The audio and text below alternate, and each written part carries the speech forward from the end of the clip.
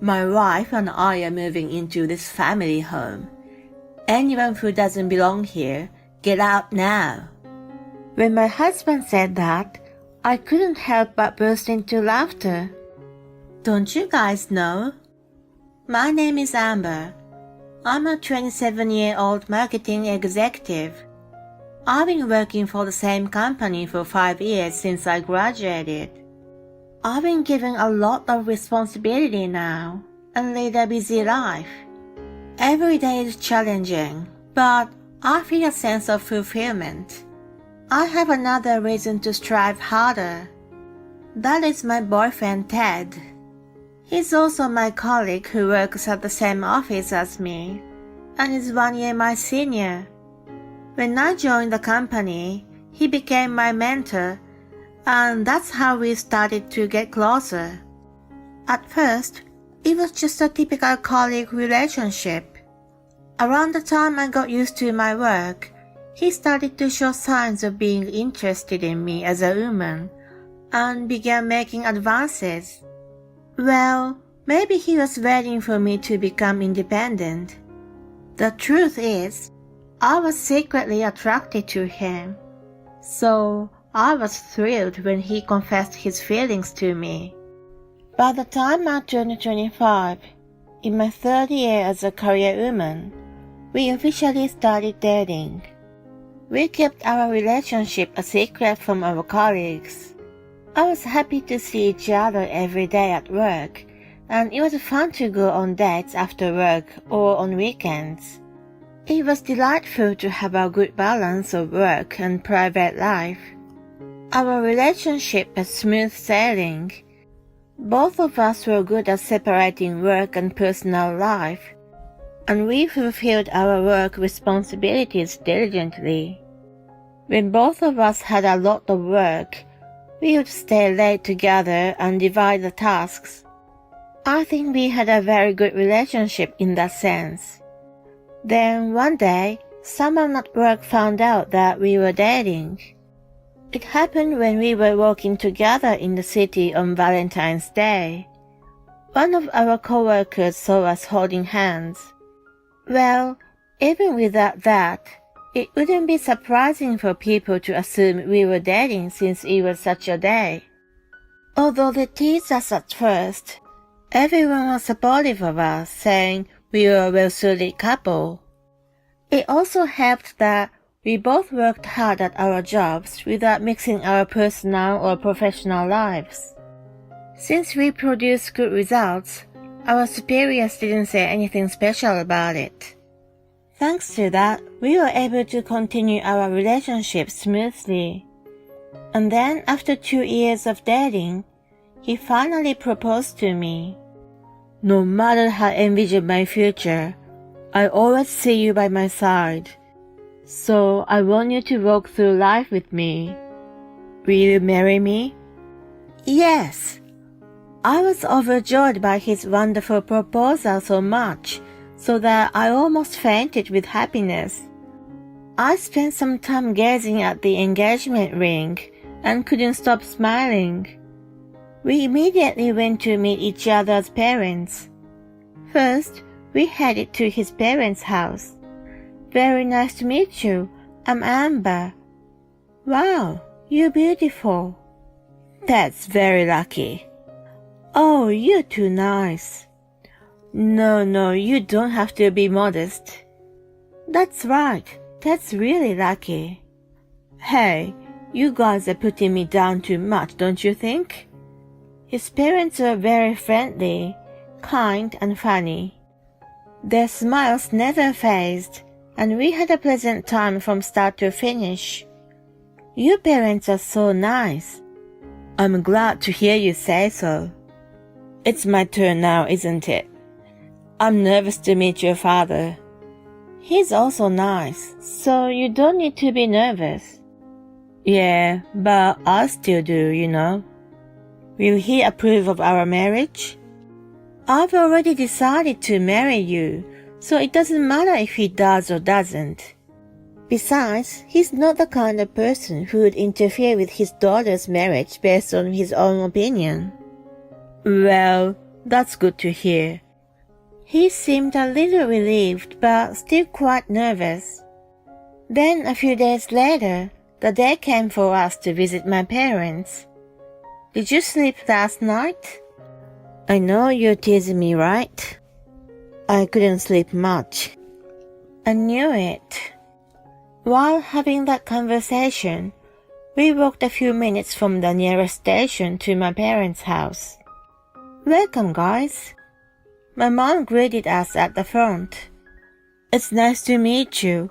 I'm Ted, the fiancé of Amber. Oh dear, you seem so nervous. Yeah, he is. When my mom and I started laughing, he joined in and seemed to ease his tension a little. As we headed to the living room, my dad was waiting for us. Ted introduced himself politely, just as nervous as before. My dad welcomed him with a genuine smile. Nice meeting you too. I'm new. Seeing him return the greeting warmly, Ted seemed to relax a bit. From there, we carried out our conversations cheerfully. Ted, please take good care of our daughter. Yes, of course I will. They shook hands firmly. I watched them with a smile, feeling delighted. Afterward, we proceeded with the preparations for the wedding. During that time, we had dinner with both families. There was a cheerful exchange between the parents from both sides. Amidst that, there was another person from my side of the family who was meeting Ted and his parents for the first time. Hi, I'm Sarah. Nice to finally meet you. You're a pretty good-looking guy. That was how my sister introduced herself to Ted. She's 5 years younger than me and was a 22-year-old college student then. Since she was still in the student mindset, she tended to be a little hyped up. Ted had great people skills, so he easily clicked with her energy. Really? It's the first time someone said that to me. You're good with flattery. You're being too modest. You seem very nice, Ted. You found a great guy, Amber. I know. She had an outgoing personality and a light-hearted attitude. I thought she would have gotten along well with someone like Ted, who was flexible. Since he was an only child and had no siblings, I wanted him to enjoy having a sister too. The dinner with the two families went without a hitch and ended pleasantly. A few months later, Ted and I held our wedding. We had many discussions and put a lot of effort into the planning, so we were quite pleased that it turned out exactly as we had hoped. Our colleagues and friends seemed genuinely happy for us, which made us feel truly blessed. Right after the wedding, we went on our honeymoon, and upon our return, we started our newlywed life. I was exalted to live with my beloved husband. Every morning when I woke up, he was by my side, and he was there when I went to sleep as well. Moreover, since we worked at the same company, we commuted together. It was like a dream to be with him all the time. As we were both busy, we shared the household chores. He liked cooking and was better than me. Even with simple dishes like mac and cheese or grilled salmon, he added a little extra touch, making them incredibly delicious. I felt fortunate to have a husband who was not only an excellent cook but also brought me joy. We collaborated and handled chores while fulfilling our respective jobs. Our colleagues praised us as an admirable couple. When we were not working, we mainly indulged in our shared hobby of watching movies. We loved foreign films and enjoyed 2 or 3 a day. We watched a considerable number of movies throughout the year. What shall we watch next weekend? I often browse movie review websites during my lunch break. Our married life was filled with simple happiness. However, around 3 years into our marriage, something happened that changed everything. It was on a weekend. When the doorbell rang, I thought it was a delivery, but the person standing outside the door was someone unexpected. It's been a long time, Amber. Sarah, why are you suddenly here? Can you let me stay here tonight? Huh? She showed up out of the blue. Not only that, she was asking to stay the night. I mean, it's a bit too sudden, don't you think? Please, I have nowhere else to go. What do you mean? I couldn't understand the meaning behind her words. And just then, Ted emerged from the living room. What's going on? Oh, Sarah, long time no see. Hey, Ted. Why are you guys talking at the door? Come inside. He then took her luggage and led her into the living room. You're so kind. I was hoping to end the conversation at the entrance. I was certain that if she came inside, she would have definitely stayed the night. Sarah, tell me the rest of what you were saying just now. What do you mean you have nowhere else to go? After graduating from university, she got a job and started living on her own. She should have had a place to go back to. I couldn't afford to pay the rent. How come? What about your job? It didn't work out, so I quit. You had finally landed a job after struggling, and it lasted for 3 years, right? You could have continued for a bit longer. Oh, I quit that job a long time ago. I was working part-time. Hold on. How long did you stay at your full-time job? Until a bit before Thanksgiving. That's only about a month. Why didn't you tell me something so important? Don't get upset like that, will you? When she went to our parents first and told them everything, she was fiercely scolded by Dad, then kicked out. Of course he'll be angry. How selfish are you? Okay, let's just calm down. She must have been going through a lot and made that choice. It's unfair to just get angry at her. Ted tried to take a neutral position, but that would have only made her take advantage. You're so cool. No one has ever stood up for me. Thanks. Well, it's not like... Please, Dad, let me stay here tonight. She pleaded him with Bambi eyes. Then, without hesitation, he said, Sure, why not? All I could do was exhale deeply in resignation. Yay, thank you. Exhilarated, she went to put her luggage in the guest room without asking. Hon, you're spoiling her. You think so? But we're siblings, so we have to help each other. He didn't seem to grasp my concerns. I knew she would have never wanted to leave our place. My intuition was right, and she stayed for a while. You're an amazing cook, Ted. Really? Thank you. Ted never asked her to leave, and they always seemed to enjoy their meals together. Even when I told her to leave soon, she wouldn't listen. When I spoke to Ted about it, he said it was lively and fun. I had no choice but to talk to my parents. They were so mad that they immediately came to our house. Sarah was taken aback by their sudden visit. Dad gave her a harsh scolding, which made her finally reflect on her actions. She decided to leave soon, and at last I was going to be free from her. But then came the drama. I had just returned home from a 3-day business trip. When I entered the house, Sarah's jackets were gone from the closet. There was no luggage in the guest room either. I thought she must have left while I was away.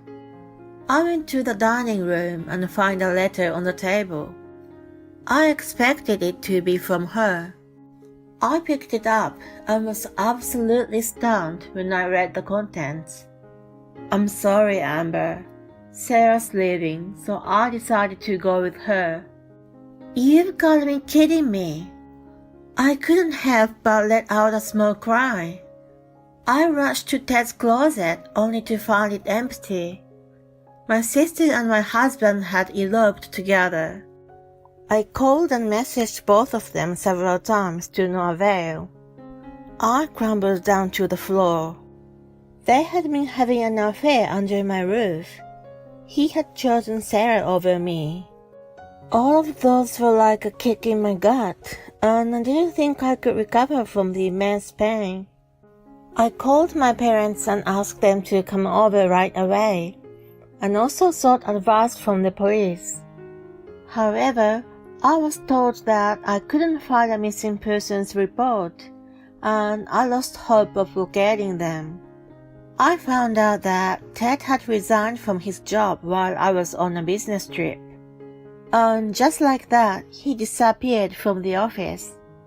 Soon after, I received the divorce papers in the mail. I desperately tried to find them, but it seemed impossible. I reluctantly signed the papers and submitted them, pretending to be a complete stranger to my husband. I hoped that I'd never have to go through such a painful experience again. People around me sympathized with me, understanding how cruel Ted had been. Work became the only way to distract myself from the pain. I focused solely on my work from then on. 10 years passed in the blink of an eye. I was still working as hard as ever. Then one day, unexpected visitors showed up at my house. "Hi, Amber. We're back." We had nowhere else to go, so we came here. Unbelievably, Ted and Sarah appeared after 10 years. I wondered what their intentions were. The house they came to was my parents'. They shamelessly showed up without a trace of embarrassment. I took a deep breath. It's pointless for you to have come. They refused to listen to me and tried to rely on my parents. Dad will forgive us after 10 years, don't you think? Ted's parents are still mad, so we couldn't go to their house. But my parents will be different. We'll move into this house. Anyone who doesn't belong here, get out now. When Ted said that, I couldn't help but burst into laughter. Don't you guys know? Mom and Dad have already retired to the countryside. So this house is in my name now. No way! It's not fair that you live here all by yourself. Who said I'm alone? You're not? Just then, my current husband emerged from the living room. Hey guys, I'm her husband. Just to let you know, I'm a police officer. Police? Not only surprised by the unexpected presence of my husband, but they were flustered upon learning about his profession. I'm happy to see you doing well after all this time. Right, I'm relieved to see you well. Saying that, the two of them started backing away. Stop! If you guys want to live here, you can. Really? You're so sweet. It appeared that their simple-minded nature hadn't changed as they paused and delighted in my words. But only if you pay for the upcoming full renovation. That's impossible, obviously. Don't give us a false hope. You two had an affair, left the house on your own, and now you're back, yet you dare to say such a presumptuous things? I have suffered a lot because of your betrayal. I was that bitterness that fueled my determination, and now I become the VP at the headquarters. Seriously, you've risen that high? I kept working hard after you were gone. What about you guys? You quit your jobs, eloped, and now you're back. It's because we don't have any money, isn't it? Well, when confronted with the truth, they both hung their heads looking down. After they eloped, they worked part-time to ends meet, but it was getting insufficient. Unable to pay the rent, they were finally evicted from the apartment. I'll hook you up with a job if you want. Are you mocking us again? Enough already. Well then, there's a living job available, but... When I mentioned it, they eagerly took the bait. Really? Come on, tell us more. It appeared they were truly desperate. Alright, let me contact them. I made a phone call right away. They want you guys to come now. I'll drive, so let's go. Yes. My husband and I got into the car and took them to the location. It was a farmhouse where my parents and uncle lived. Could this be... Yep, Sarah. You, what are you doing showing your face here now? And you, I won't forgive you for betraying Amber. When we arrived, Dad approached the two of them in a rage. They cowered in terror in his menacing look. My husband and I removed their belongings from the trunk and go back inside the car. What are you doing, Amber? Where are you going? We have no business here, so we are going home. Good luck with the farm work. Wait. We left them behind. They are now disciplined by my parents and uncle, enduring daily lectures and forced to do farm work. I hear they are mentally and physically exhausted with lifeless expressions on their faces. I truly think it serves them right. On the other hand, I am happily living with my husband. I intend to continue working through life with my reliable partner. My husband laced my food with sleeping medication because he and my father-in-law wanted me to produce an heir. I was having a meal at my in-laws' house like usual. However, in the middle of such a meal, I was struck by an incredible sleepiness and plopped down on the dining table. In my dazed consciousness, I heard my husband's laughter, and "It finally worked! Let's take her to the mattress." I tried to resist, but my consciousness faded away, and when I came to, I was lying on a hospital bed. My mother-in-law, who was attending to me, told me a shocking truth. I'm Kristen, a 26-year-old office worker. My husband Archie is also a 26-year-old office worker. We met as colleagues at work, and our similar hobbies and views on love brought us closer together, and we got married after 2 years of dating. I was 25 years old. During our relationship, Archie and I enjoyed snowboarding, which was a common hobby of ours, and we often went on trips, and Archie would make plans for us on those trips.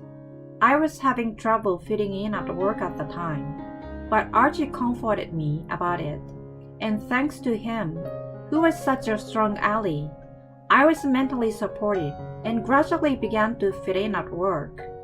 Archie was the second son, but since my brother-in-law, the eldest son, had found a job far away from home after we got married, my parents-in-law, especially my father-in-law, started urging me to have a grandchild as soon as possible. However, we had discussed and decided not to have children until our savings reaches a target amount, and I asked Archie several times to tell him that, but his urging was there every time we saw each other. My parents-in-law's house was less than an hour's drive away, and once or twice a month, we would visit them and have dinner there. My in-laws are what you would call old-fashioned people, and my father-in-law always believed in a patriarchal household. My mother-in-law was a quiet woman who stood quietly behind my father-in-law and took care of him. However, from my point of view, His belief was often excessive, and when something happened that he didn't like, he would be harsh with my mother-in-law, even when it had nothing to do with her. And sometimes he would yell at her unreasonably. I felt incredibly uncomfortable, but Archie did not care about this, and I had to live with the atmosphere, knowing that it was not something I, as his wife, was allowed to interfere with. On the other hand, my father was a loving husband, and he took care of my mother, and she was very grateful to him. I was quite surprised at the gap between my own parents and my parents-in-law's image of a married couple. The main cause of my unease was the fact that Archie had no doubts about his parents' relationship. On the contrary, he took advantage of my father-in-law's unreasonableness toward my mother-in-law. Mom, you're really slow. In response, my mother-in-law responded with a sad smile and said, "I'm sorry." I was so pained to see my mother-in-law apologizing with a sad smile. On our way home from my parents-in-law's house, I said to Archie, "Why do you blame your mother like that when it's not her fault?" Dad worked hard to support our family, but Mom is a stay-at-home mom, and instead of giving Dad a break, she often irritates him, so she deserved to be called out like that. He said something so outrageous. By irritating him, do you mean because she didn't put the condiment in front of him on the table? And not knowing the whereabouts of his lost glasses? He's not a child. Archie wrinkled his brow. A stay-at-home mom is the one who takes care of the house, so that the husband can live at home without any problems. You work, so I don't expect you to do that much. But when we have kids, I will leave taking care of the house to you. Huh? What's that supposed to mean? Does that mean that you will not do your share of taking care of the household at all? That's impossible. When I responded with strong words like that, Archie immediately became a little upset. I'm not saying that, but... Archie is more uptight after dealing with my father-in-law, and we often have this kind of exchange on the way home from my in-law's house. I was not a quiet woman like my mother-in-law, and neither my father-in-law's nor Archie's attitude was at all acceptable. So every time I would answer back, and the conversation would end. However, Archie gradually became more and more influenced by my father-in-law, and began to make greater demands of me, and I would argue against it. But you will eventually stop working, right? You have to prepare for that now. Can you live on your income alone and not put up with anything from your children? No, right? Even if we both work, we might have to put up with a few things depending on how many kids we have. By the time the kids are born, my income will be higher too, right? Will you tell me what to do when that happens then? Don't tell me to do all the housework now, or to visit my in-laws alone, or be a big jerk. Archie's face turned bright red at what I said, but he seems to be at a loss for words, so he cut off the conversation as if he was trying to escape. After a while, my father-in-law contacted me again. Kristen, I heard you rebelled against Archie again, didn't you? Rebelled? I only disagreed with him. We were just discussing our marriage. You are not going to produce an heir, and you are talking back to Archie, the head of your household. When are you going to have children? You talk about heirs, but I'm not going to let them take over your house even if they are born. Archie is always talking to me like you, but how can you meddle in your grown son's family and call me every time? You? Who are you talking to? My forceful rebuttal left him speechless, as it did to Archie, and in the end, he said, Enough! He hung up the phone childishly. I was still thinking naively how I could convince Archie, who had been consumed by my father-in-law's patriarchal mindset. However, My thoughts were not enough. Since my dad is eager to have an heir, let's start having children, even though it is not our plan. I froze for a moment, not understanding what he said. No, my child is not going to be the heir of my in-laws unless he wants to be. Our savings is not yet enough, and you haven't even gotten a raise. How are you going to make a living while raising a child once I got pregnant? Archie sighs deeply in response to my answer. My parents and your parents will help us, won't they? Of course, it's better to have children while you are young. Archie tries to force me to proceed with the conversation, and as expected, I was disgusted and rejected him. This led to an awkward relationship between us. I was working and earning enough money to support myself on my own, so the idea of divorcing Archie began to flicker in my mind at this time. I tried many times to discuss the divorce with Archie, but Archie at that time put his father-in-law's words before my opinion, and even if I tried to discuss the divorce with him, I could not get him to agree. When I tried to discuss with Archie, he would repeat my father-in-law's words. It was just a meaningless dialogue with him. However, we started making more visits to our in-laws, and although I really did not like them, I was following Archie with a mysterious sense of obligation that if I refused him, we might not be able to function as a couple at all.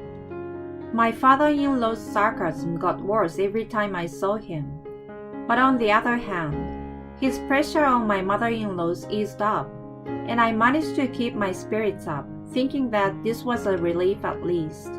Christine, when are you going to become a decent wife who respects her husband? You are a really unfit wife, rebelling not only against the patriarch of the family, has no heir, but also against her parents-in-law. You should really be thankful that Archie is not divorcing you. I let my father-in-law's sarcasm go by saying yes, yes. But I felt that the food tasted worse than usual because of his sarcasm, and I was a little reluctant to eat.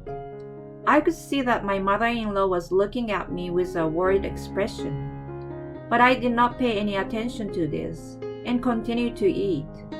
However, as time went by, I felt my body was getting heavier, and my consciousness was getting dimmer. The next moment I realized that it was a sleepiness, but I couldn't stand it anymore, and I fell down on the table, my whole body suddenly losing its strength. In my foggy consciousness, I desperately tried to get myself up, fearing that my father-in-law would scold me again if I didn't get up soon. But I heard Archie's laughter and my father-in-law's. Finally it worked. Let's carry her to the mattress. That's right. Go make an heir quickly. I felt a chill deep inside me from their conversation, but unable to resist it, I fell into a deep sleep. When I awoke, my body was on the bed in the hospital room. In my slowly becoming conscious, I noticed my mother-in-law standing by the bed, crying and apologizing to me. "Kristen, thank God! You're awake! I'm so sorry! It's my fault! My fault!" I couldn't understand what was going on as my mother-in-law was sobbing, but the nurses and doctors who heard her voice came to the hospital room and explained the situation on her behalf. I woke up the day after I ate the meal, and it was laced with sleeping pills. I was told that the sleeping pills were prescribed to my father-in-law at the hospital, but he and Archie had mixed them in my food. "Police!" I was so surprised and terrified by what the doctor had told me that I screamed out to call the police. But as if waiting for my words, the police came into the hospital room. Your mother-in-law called us, and we investigated this case. The police officer interviewed me and told me about my father-in-law and Archie. He told me that they had been brought to the same hospital in a serious condition, and were now hospitalized under observation and absolute bed rest. As I was getting confused by the police words, he gave me more details. It seems that Archie and my father-in-law, frustrated by my reluctance to have children, had planned to put me to sleep and then proceed. They used the sleeping pills that had been prescribed for him. The reason why I felt the food tasted bad was not because of the sarcasm of my father-in-law or Archie, but because the food was actually laced with sleeping pills. My mother-in-law, who knew about this plan, tried to persuade them to stop it, but they did not listen to her at all. She tried to tell me directly, but they prevented her from doing so. So she contacted my brother-in-law, who lived far away, and asked him to help her. On that day, he was supposed to arrive at my parents-in-law's house before us, but he was delayed due to traffic. I remember the worried look on my mother-in-law's face as she looked at me, and it made sense. But why are they both in the hospital? Grant arrived just in time to see Archie and Hank holding you, and pulled you away from them. But they both got mad at him and grabbed at him. But Grant, he wrestles and does judo. In other words, they were so angry at him for saving me, and they tried to attack him, but got injured so badly that they had to be hospitalized. However, it seems that Archie had brought out a kitchen knife against him at that time, and it was a close call between self-defense and excessive self-defense. My mother-in-law kept crying during this time, holding my hand. "I'm so sorry." But I was able to wake up in the hospital because of my mother-in-law's courage. Thanks to you, I was able to escape from their plan. Thank you very much. I then waited for my health to improve, contacted the company, and started working on my divorce from Archie. Again, my mother-in-law told me, "I can only do this much, but..." She gave me not only the recordings of the conversations between Archie and my father-in-law planning this matter, but also the recording of the sarcasm he had been hurling at me. "Why?" "I've been talking to my eldest son about it for a while. He told me to keep the recordings in case something happens." I thanked my mother-in-law for her kindness, and at the same time, I asked her, "You're not going to get a divorce?" "Actually, I got divorced and decided to live with my eldest son. I had resigned myself to the fact that I would have no money to live on after the divorce, but Grant said he would take care of it." My mother-in-law looked a little relieved and told me about the future. I was worried about my mother-in-law, even though we were no longer related, so I was relieved by her words. With the evidence I had received from my mother-in-law, and in consultation with my lawyer, I filed a claim for compensation, a police report, and a restraining order against Archie and my father-in-law, and left the rest to my lawyer, explaining the situation to the company and informing them of my resignation. After hearing my report, the company dismissed Archie on disciplinary grounds and proposed to transfer me to a distant branch. I gratefully accepted and was able to leave my hometown. Incidentally, since my parents had passed away early, I had no family home. This was perceived as a weakness, which encouraged Archie's and my father-in-law's attitude. Archie and my father-in-law were arrested and sentenced to prison. Naturally, his company was told about the incident and dismissed him from his job, even though he was about to retire. My mother-in-law also filed a claim for alimony against my father-in-law on the advice of my brother-in-law, and so she also got divorced. They tried to borrow money from their relatives, but they did not cooperate with them, so they borrowed money from a shady financial institution to pay the alimony. The sanctions against my brother-in-law were also justified by her lawyer, and he ended up without any charges. Archie and my father-in-law lost their house and livelihood, and they tried to rely on my mother-in-law and my brother-in-law, but they were rejected. And now they are living together, blaming each other and living in fear of debt collectors every day. Furthermore, my father-in-law is still suffering from the after effects of the injury he sustained, and Archie has been obliged to take care of him, which has been physically and mentally quite overwhelming for him. I have been contacted several times through my lawyer, but I refused to take any action without asking him what he wanted. So the only information I have about what happened after that is what my mother-in-law, who I have been in contact with occasionally, has told me. As for me, I have begun to get used to the life in a new place, and although I suffered from a trauma so severe that I could not eat anything but my own homemade food at the beginning of the divorce, the symptoms have subsided and I can now eat meals served by restaurants. I can't eat the food that my colleagues sometimes give me, but they all know the situation. Don't worry about it. Surrounded by such warm people, I have recovered mentally and physically, and I'm now enjoying my life alone. My mother-in-law and I have maintained a good relationship even after the divorce, and we sometimes have dinner between our residents. And I have tried many times to thank my brother-in-law for all he has done for me. It was the worst incident that happened because I ran away from my parents' house and left them alone because I was too lazy to deal with them. So I would rather pay alimony to you too. But I never let him do that for me. I can't forget everything that happened, but I'm looking forward to the future and hope to recover from it in time. My mother-in-law poured freezing water on me while I was sleeping. I couldn't take her harassment anymore, so I told my husband, then she is in hell now. I woke up with a start when I felt a cold sensation all over my body, with a rustling sound. I realized that everything from my hair to my upper body was soaking wet. Above me stood my mother-in-law.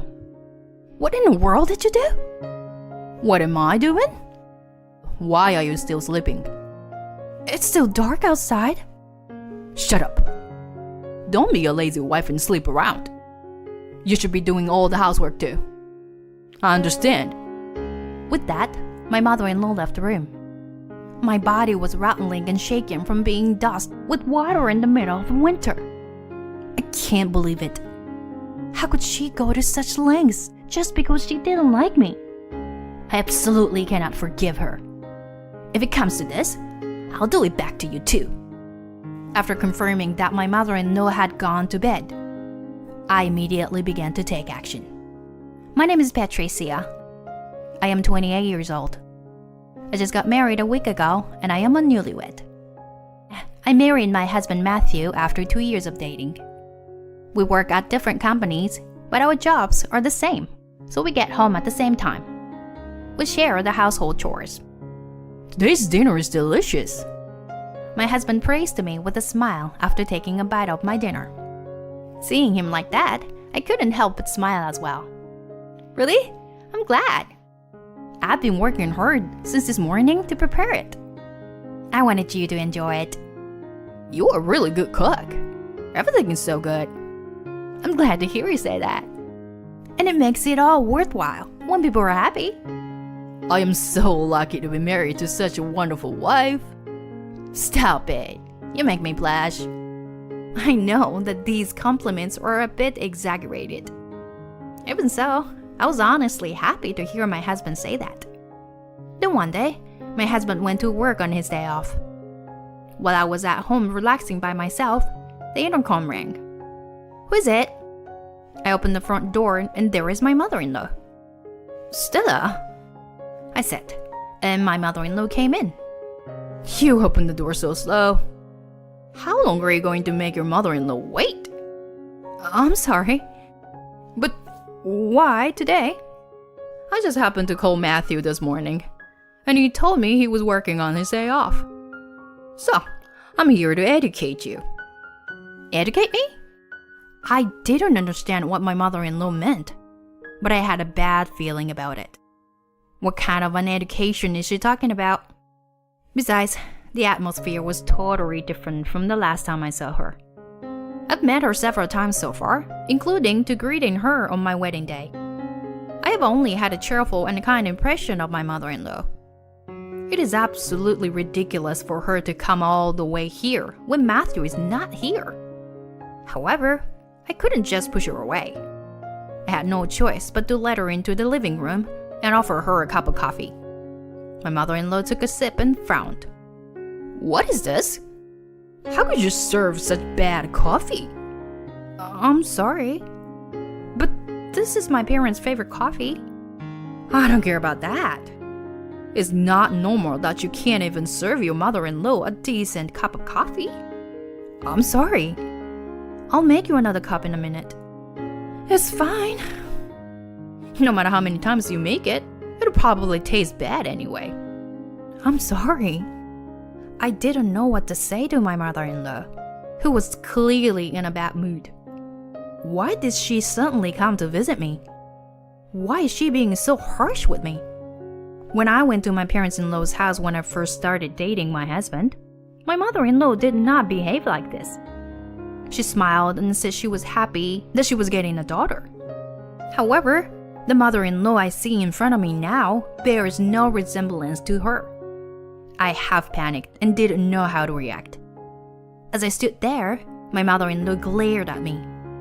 Why are you standing there for? What about cleaning? Did you do the laundry? Is it done? Laundry is done. You haven't done the cleaning yet. Matthew is working hard, so should you. Do it quickly. I'll watch you. I can't clean the house when you're here, Stella. I can take care of the house later. Didn't you hear me? I am here to educate you. So get on with it. Yes, ma'am. I immediately took out a vacuum cleaner and started sweeping the floor. My mother-in-law was in no mood to argue with me. She also complained about every single thing I did, so I was in no mood to clean the floor. You are not cleaning properly. That's why you can't take care of the house. The way you hang the laundry is not good. You need to redo it. Don't rely on the dishwasher to wash the dishes. Wash them yourself. She would say things like this and make me re-dry clothes or re-wash the dishes. What could be more wasteful than this? It felt like an incredibly long day, even though it was my day off. That night, I decided to tell my husband about my mother-in-law. Today, your mother... As I was about to say this, my husband opened his mouth happily. My mom told me about it. She told me that you two had tea together today. What? Tea? She said she had a lot of fun at our house. And you had a lot of small talk. Thanks for being so friendly with Mom. No, that's not... Your mother was upset with me a lot for the way I did the housework. She did? My husband looks at me with a confused face. When I explained everything that had happened today, he looked incredulous. He immediately called his mother. Hello, Mom? What's going on? What are you talking about? Why did you say that to Patricia? Anyway, don't come here when I'm not around anymore. Bye. My husband seemed a little angry and hung up the phone. Apparently, he believed what I had said. I was happy that my husband was on my side, but I was also worried. I wondered how my mother-in-law would react to his warning. If she really feels sorry for herself and felt bad about it, then something similar would never happen again.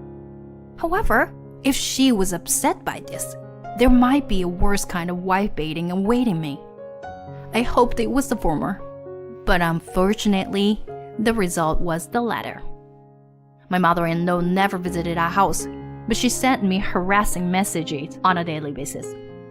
Of course, I thought about talking to my husband about it, but the message said, "If you tell on Matthew, I'll make him divorce you."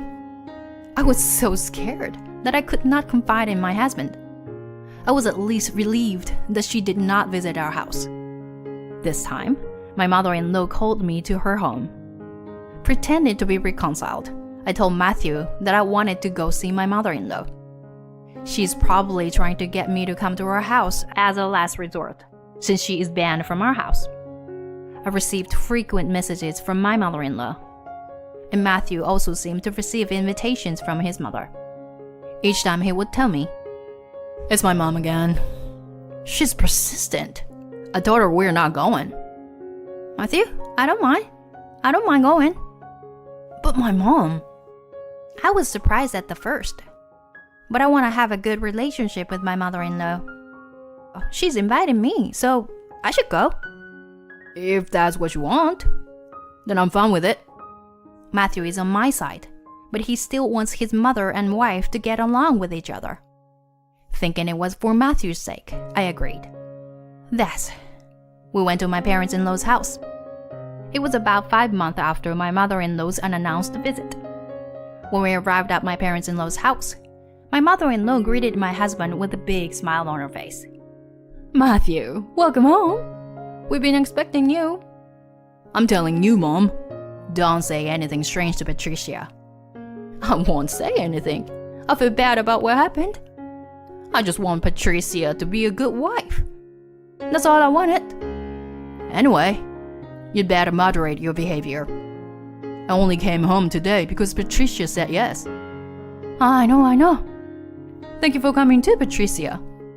She was smiling with a fresh smile that I could not imagine from the mother-in-law I had met before.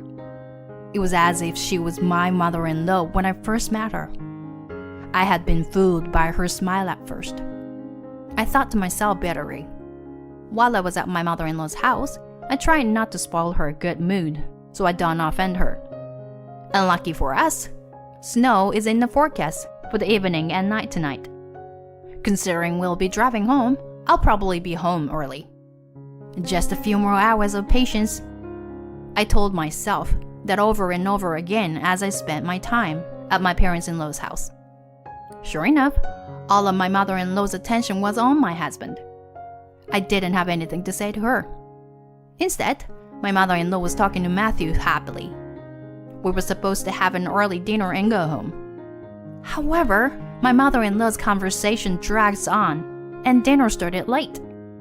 As we were finishing dinner, my mother-in-law said, "I'm sorry, Matthew, that the cake I served you for dessert had alcohol in it." "Alcohol?" "Yes, you didn't notice? It's very strong." "No way. I use it all the time because it smells so good. So I put it in the food today out of habit." "Then I guess I shouldn't drive." "Yes. Besides, it's already starting to snow." I looked outside, and it is indeed starting to snow. It doesn't matter if there was alcohol in the cake or not. The tires were not studdless, so it would have been dangerous to go home once it started snowing anyway. "Seriously?" My husband was shocked and slumped his shoulders. "I'm sorry, Patricia." He tells me apologetically. I shook my head. My husband had done nothing wrong. We ended up staying at my in-laws' house. My husband stayed in his old room, and I stayed in the guest room. To tell the truth, I would feel safer in the same room with my husband, but my mother-in-law insisted repeatedly, so we slept in different rooms. My husband seemed to agree with my mother-in-law about this, and apologetically said to me, "My room is too small. Besides, the bed is a single." I don't mind it at all. "No, it's my fault that we're still here. And the bed for guests is cleaner and bigger. I just want you to have a good night's sleep." "Okay, if you insist, Matthew." "I'm sorry about today. We'll leave first thing in the morning." "Okay, thanks." I took a shower and I went to bed to prepare for tomorrow. In the morning, I would be able to go home immediately. I was already relieved. A few hours later, I woke up with a start when I felt a cold sensation all over my body. I realized that my hair and upper body were soaking wet. Above me stood my mother-in-law. "What in the world did you do?" "What am I doing? Why are you still sleeping?" "It's still dark outside. Shut up. Don't be a lazy wife and sleep around. You should be doing all the housework too. Understood? Why are you doing this, Stella? Isn't it obvious? It's because I don't like you. What do you think I let you sleep alone for? You will only make Matthew angry if you do this. You're so annoying. If you keep talking back to me, I'm going to make him divorce you. That's between husband and wife. Anyway, Get up and do the housework. and put away the beddings in this room. Don't let Matthew find out about this. You understood? With these words, my mother-in-law left the room. She probably thinks I will do whatever she says, as I have always done. My body was rattling and shaken from being dosed with water in the middle of winter. Immeasurable anger welled up, and veins rose to the surface of my forehead. No longer did I feel fear for my mother-in-law, only disgust. I can't believe it. I can't believe she would do such length just because she doesn't like me. I absolutely can't forgive her. I'm gonna do something about it. Rubbing my shaking body, I wrapped myself in a blanket for the time being. When I saw that my mother-in-law had fallen asleep, I got up and left the room. I headed for my husband's room. "Matthew, I'm sorry. Wake up." I shook him, and he woke up with a start. He was surprised to see me soaking wet. Patricia? What happened to you? You're all wet. "I'm sorry to startle you. Your mother did this to me." What? My mom? How could she do this? "To tell you the truth," I suppressed the tremor in my body and confided in him what had happened so far. I told him that I had pretended to make up with my mother-in-law as she had asked me to. She made me sleep alone in the guest room because she wanted to harass me. I told him that my mother-in-law was still pecking on me and was planning to get us to divorce. I cried towards the end, but I tried to keep myself together. Then, my husband silently got up and pulled me by the hand and headed for the bathroom. He got a warm shower started and said, "Warm yourself up," and smiled gently. The shower warmed me to the core. As I took a breath and thought about the future, I heard my mother-in-law scream from upstairs.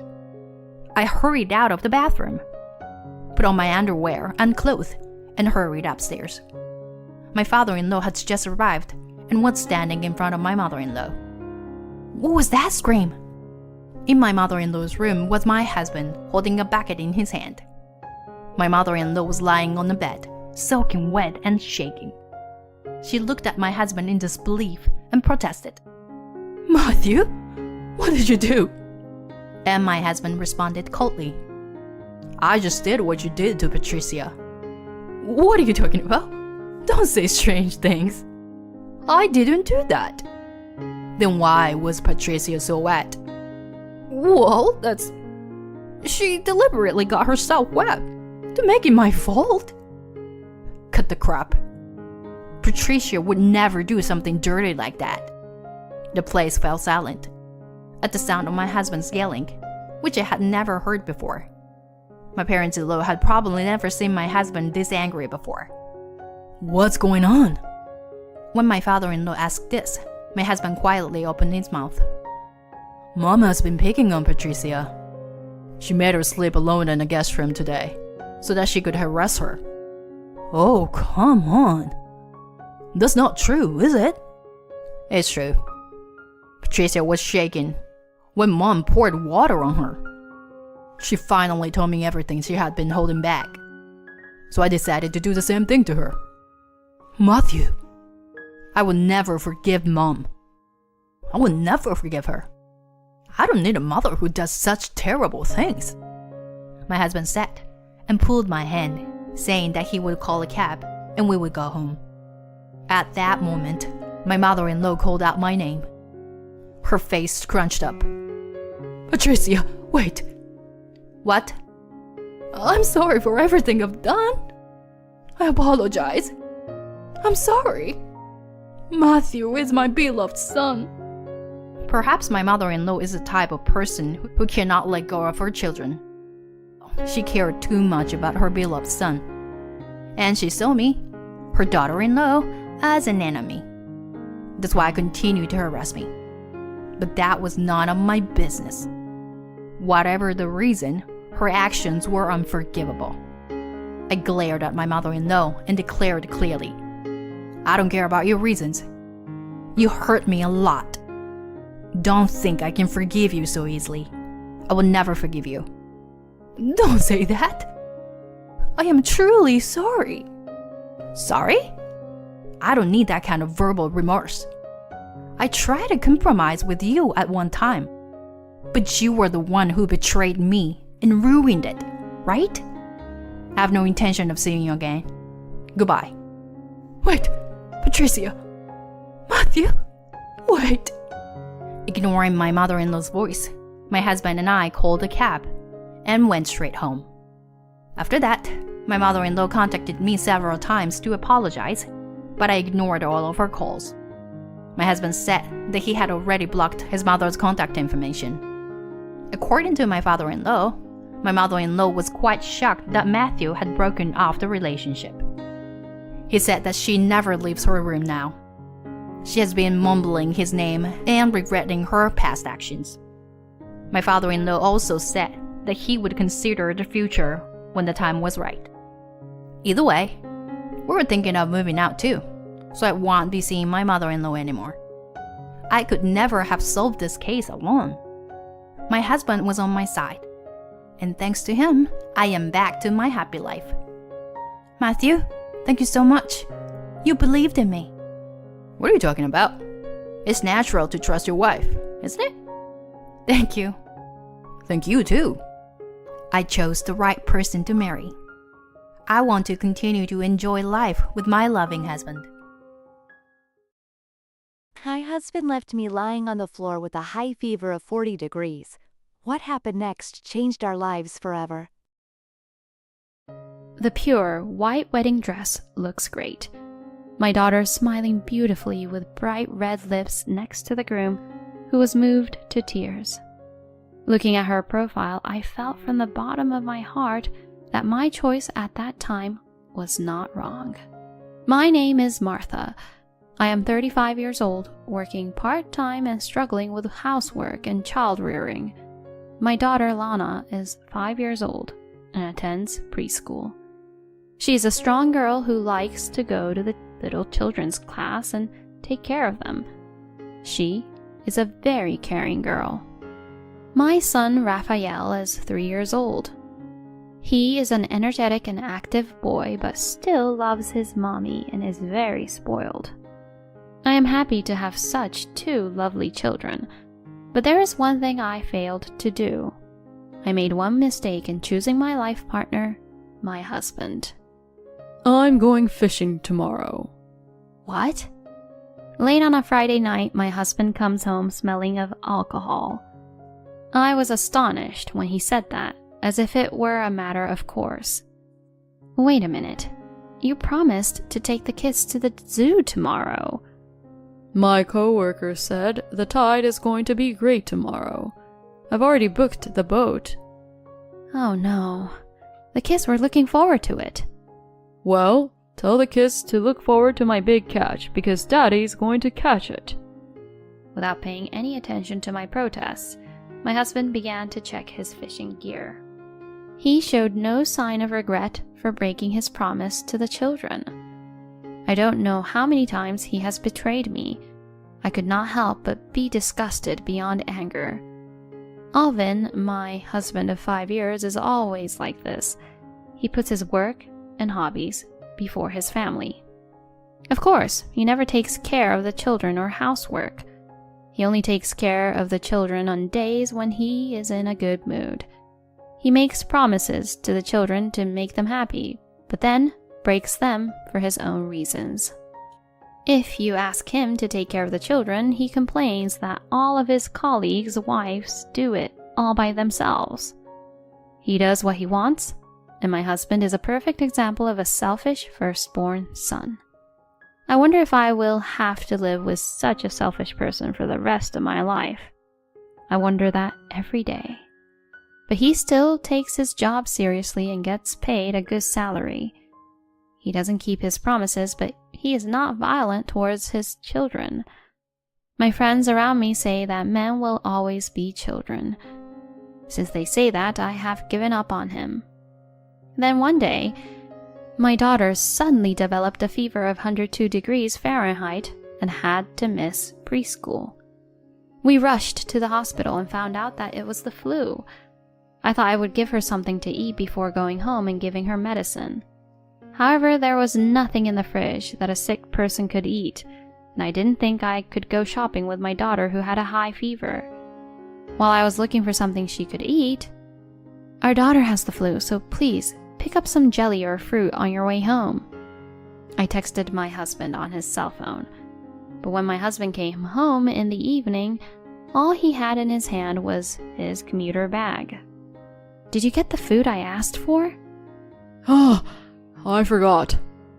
It can't be helped, I had a very long meeting today. Without a sign of apology, my husband quickly changed into his room clothes and peeked into our daughter's room. Daddy's home. You've got the flu, huh? Poor little thing. He talks to her in the manner of a kind father who worries about his child. I sighed in a way that my husband wouldn't notice. "If you're really worried about her, at least buy her something to eat. I'll go get some jelly, so you watch the kids." Yeah. Despite my uneasiness of what he said, I hurriedly drove away for my daughter. When I returned home after buying my daughter's favorite food, I saw an astonished sight. My son was cuddling up to my daughter, who was coughing and sleeping, and reading her a picture book. "Hey, I told you to watch the kids. Lana could get Raphael sick if they're in the same room." I protested to my husband, who was lying on the living room sofa watching TV. He glared at me with a grim look on his face. Shut up. I'm tired from work. It's your fault for not stocking up on food for times like this. Maybe so, but... "Mommy!" I heard my daughter's voice, as if our arguing had woken her up. Look, she's calling you. I had so many things I wanted to say to my husband, but I couldn't ignore my daughter who was suffering. "Mommy, welcome home. I was reading to her because she was in pain." "Well, thank you, Raphael." I laughed, not wanting to ruin my son's kindness by getting angry. I was laughing without effort while I was taking her temperature and feeding her jello. My husband was giggling while watching TV. As expected, just as my daughter was getting better, my son came down with a fever. Even when he saw my son coughing bitterly in the morning, my husband did not care. "Poor thing," he would say. He does not come home early because he is worried about his son, and he goes out drinking instead and returns in the morning. He has not a single word of sympathy for his wife, who is lying on her stomach next to his son, sleeping with a bright red face. I wondered if there was any point in staying married to this man, watching him sleep comfortably, smelling of alcohol and snoring loudly. These words kept coming back to my mind. When my son's fever had gone down, I finally came down with a fever. I knew I had to go to the hospital. I was too nauseous and lethargic to move as much as I wanted to, and the next thing I knew, it was evening. The fever had risen to nearly 104 degrees Fahrenheit. My daughter was unable to go to preschool. She came to check on me several times while playing with her brother. "Mommy, are you okay? Do you want some water?" "Thanks, Lana. I'm sorry, Mommy can't make lunch." "It's okay. I ate bread with Raphael for lunch." What a good big sister. I felt sorry for my daughter and was moved by her kindness. Then my husband finally came home. Geez, what a dirty room. You've been home all day. What have you been doing? I didn't have the energy to talk back to the man who complained about his wife, who clearly was not feeling well. "I'm sorry, I have a fever." What the hell are you doing? You're so pathetic for a mother. What's for dinner? What? You're kidding, right? I can't cook. I can't even stand up. You've got to be strong and get up. My company won't let me take off just because I have a fever.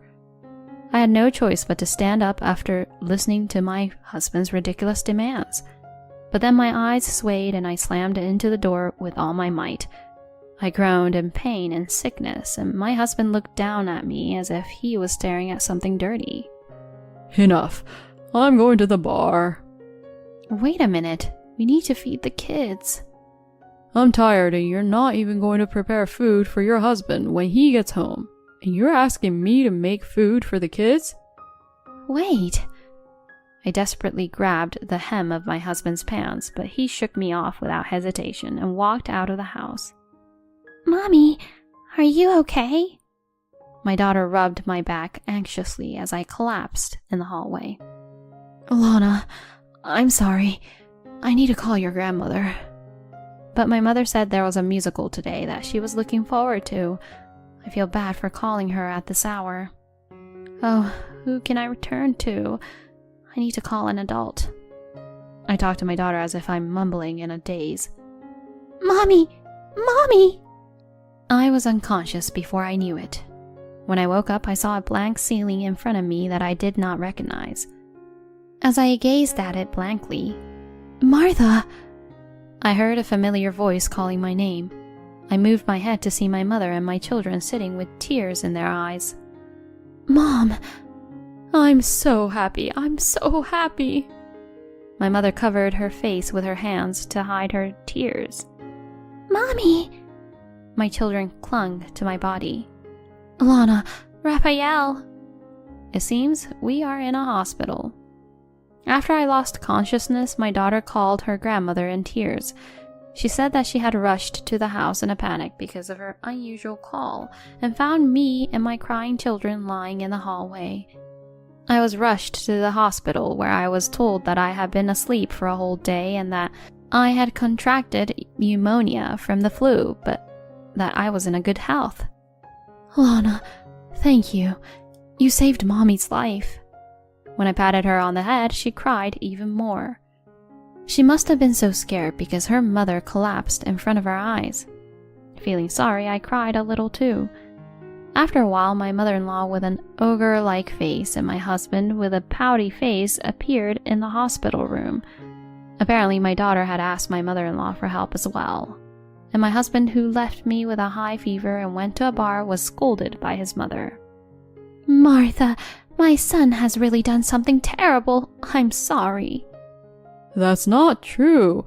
Martha asked me to go out for dinner because she couldn't cook due to a fever. Right, Martha? My husband winked at me as if he wanted me to go along with him while he was telling outrageous lies. I was horrified that he could only think of his own self-preservation when his wife was in this situation.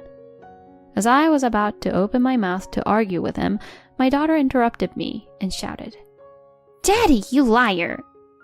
What? You stepped over Mommy asking for help and went out drinking! My mother and mother-in-law looked at my husband with a puzzled look at my daughter's revelation. Of course, my husband was in a panic. I didn't step over you. So, you are sure you didn't do anything wrong in abandoning Martha when she asked for help? My mother-in-law glared at my husband, who had dug his own grave. My daughter continued to speak the truth. You're always like that, Dad. When I have a fever, or Raphael has a fever, you just watch TV and laugh. He even goes fishing when he promised to take us to the zoo. He promised to take us to dinner, but then he goes out drinking. I'm tired from work. And I've got to work too. Mom works too. But Mom always cooks a delicious dinner, feeds me Jell-O when I have a fever, and plays with me a lot on her days off. Mommy doesn't make a lot of money, so that's why she can do that kind of thing. Look, next time I'll use the money I earn to buy you that game you've all been wanting. As my husband's disgusting behavior was revealed one after another, my mother-in-law and mother's eyes grew colder and colder. Unable to bear it, my husband tried to put our daughter in a good mood by offering her money and other things, but she resisted him violently. I don't want it. I don't want games. I don't want daddy. I don't want a daddy who bullies mommy. My husband screamed at her refusal. I don't want games or toys. I just want mommy to be happy. My son clings desperately to the bed, mimicking my daughter, who hugs me with tears streaming down her face. I'll stop asking for toys and eat my broccoli. I'll do my best even if daddy's not here. Raphael, not you too. Even his son rejected him, and my husband's complexion went even paler. He is not so foolish as to make a flowery statement that my children need a male parent after being told this much. I held the children close to me as if I were ready to make my decision. Okay, I'm going to say goodbye to Daddy. My husband shouted in protest. But I've given you money so you could live without inconvenience. That's true. Thank you for all you have done. But from now on, I will raise our children. You sure about that? I'm not giving you the house. I built that house with my money. It's all right. You three can come live with me. Mom! My mother cut off my husband's desperate resistance. My mother-in-law also patted Lana on the head and smiled. Grandma is on Lana, Raphael, and your mommy's side. You can always count on me. Mom, you're taking their side too? But I'm your son. You're not my son anymore. My husband lets out a quiet scream. I guess I've made a mistake in raising my son. You look just like your father that I divorced, and it makes me want to vomit. I knew my mother-in-law was divorced, but I had no idea it was for the same reasons as mine. I had seen that, and this man is really too much of a jerk. After being stared at with contempt by the woman, my husband had reached his limit. You've got to be kidding me. I don't care if you cry and moan about it later. He ran out of the hospital room saying something that a villain would say. Later, after my health recovered, my husband and I divorced. My husband, perhaps with a sense of pride, brought me the divorce papers he had prepared himself, so I made him promise to pay child support and divide the property among us, and signed the papers. Of course, my husband said, You'll regret this, and left in defeat. After returning to my single life, I took my mother up on her offer to stay with her. The small company my father owned was just looking to hire someone, and I was to join them. My kids helped out a lot too, just as they said. But they seemed anxious about losing their mother again, and at night, the three of us would hold hands and snuggle together as we slept. I thought that the loss of my husband, their male parent, would cause some problems and inconveniences, but it didn't. In fact, I was no longer disappointed by my husband's expectations or treated unreasonably, and my children and I enjoyed our new life with a refreshed feeling. One day, while those days were passing, I received a call from my ex-husband. I picked up the phone, wondering what was going on, and heard him breathing very hard. Hello, can I talk to you for a minute? Sorry I sound like this. I don't mind, but what's this about? Well, I've got a fever. Okay.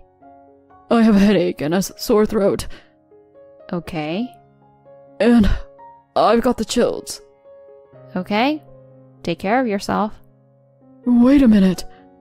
I was about to quickly hang up the phone, but my ex-husband hurried to stop me. What is it? I told you I'm in pain. Do you understand? Your husband is suffering. What? Husband? Are you kidding me? I'm not your wife. Bye-bye. I tried to say it in a way that my crazy ex-husband could understand. I thought, oh well, and tried to hang up the call again, but my husband kept talking frantically. Wait. Married couples don't have a relationship so flimsy that you can say goodbye with a document like that. Huh? That's what a married couple is, right? It's a relationship that can be joined or severed with a sheet of paper. It's important to build trust. You are the one who destroyed that. First of all, when I had a fever of 104 degrees, you said that working people have to work even if they have a fever, right? I will say those words back to you. I understand. I'm sorry about that time. Please, help me. If I go down, you'll be in trouble too. No, not even a little bit. We don't care one bit if you, a stranger, fall down or get sick. My ex-husband choked up as if he was truly surprised. I'm surprised too, really. You really don't care about me, do you? Of course not. Didn't you get divorced because you don't care about us either? No, I didn't. I just wanted you to realize how great a father I am. I'm sorry to hear that. I realize that nothing would bother me or my children if you're not here. I'm never coming back to you again. No. 6 months after our separation, my ex-husband finally understood the meaning of divorce. Even my 6-year-old daughter understands what it means, but he is a misunderstood man with a brain less than 6 years old. He seems to be like a burnout Ash on the other end of the phone, but without mercy this time, I really hung up the phone. I think he'll be fine if he's got the energy to call me, but in case he really is not doing well, I'll feel bad, so I'll call my mother-in-law just in case. When my mother-in-law reluctantly visited my ex-husband's house after receiving my call, she found him wrapped in a duvet and crying inconsolably. His fever was 99.5 degrees Fahrenheit. How could a man who was so fussy about a slight fever swear at his wife for having a temperature of 104 degrees Fahrenheit? My mother-in-law was also disgusted with his behavior and left quickly. After that, my ex-husband tried his best to find a new wife, but he could not find a woman who would accept a selfish man over 40 years old. My mother-in-law also said that my ex-husband, who grew up to be a man like her ex, has become physiologically unacceptable to her, and she will never let him in the house. He was so dependent on me that he couldn't do the housework. His life was in shambles. He drank and ate heavily due to stress, and his health checkup results showed that he was in need of a lot of tests. Whenever he became ill and felt lonely, he would write or call me to complain about the misery of his life and the pain his body was going through, but of course, I ignored it all. A few years later, when I decided to remarry, I offered to withdraw child support and changed all of my contact information. 18 years later... Lana, congrats on the marriage. Dad, you're crying too much. Lana laughs in amazement as my husband weeps profusely in front of our daughter's wedding. I got remarried a few years after the divorce. Working in the field of education, my new husband has a heart as wide as the sea, and he loved my children from the bottom of his heart, even though they were not related to him by blood. Even though I am a female parent, I can say that he devoted himself to our daughter, especially when she was in her teens. He definitely melted the heart of my daughter, who had lost faith in men because of my ex-husband. Perhaps that's why she chose the current groom, a passionate man who would weep along with my husband. I smiled a little at the sight of the two big men crying before the ceremony even started and took my daughter's hand. Lana, be happy. My daughter giggles at my words, her beautiful face scrunched up in a smile. What are you talking about, Mom? I have always been happy. I've been happy ever since I was born your child. Lana. Mom, I'll make sure to make Lana happy. The tears that were about to spill out unintentionally were pulled back by the sobs and tears of the groom, who was sobbing even harder than before. It was a mess. But a wedding like this is not so bad. I don't even know what I'm saying. The girl who wipes the groom's tears with a sullen look on her face is a fully grown woman, and there's no trace of her childhood. But her kind and caring nature has not changed since she was a child. I'm glad I got to be your mother. Congratulations on your marriage.